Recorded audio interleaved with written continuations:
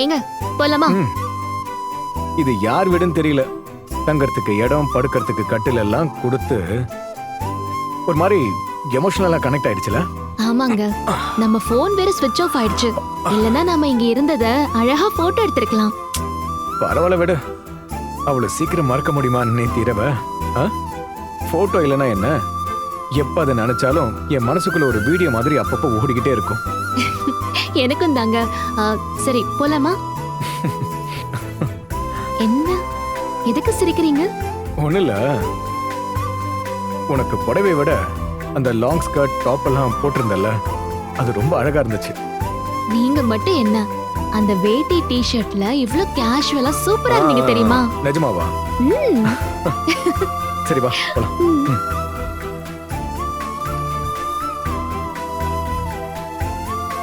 போலாமா? போலாம்.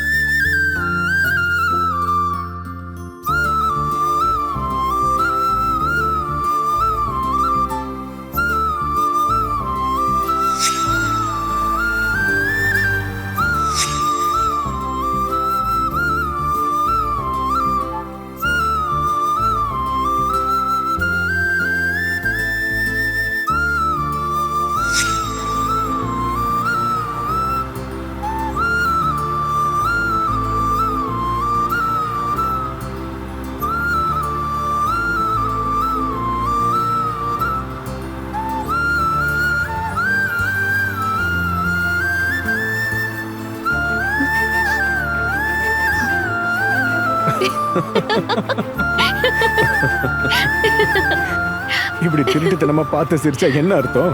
ஏங்க நீங்களும் தான் என்ன பார்த்து சிரிச்சீங்க, அதுக்கு என்ன அர்த்தம்?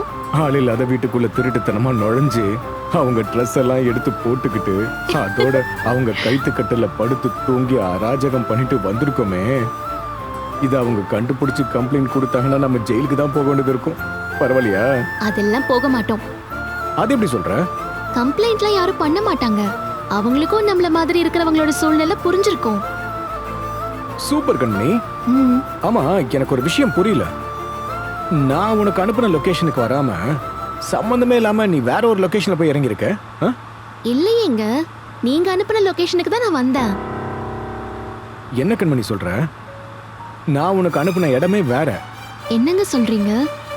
டிரைவர் இதுதான் மேடம் மேப்ல காட்டின லொகேஷன் சொன்னாரே, அதனால தான் நான் இறங்குனேன்.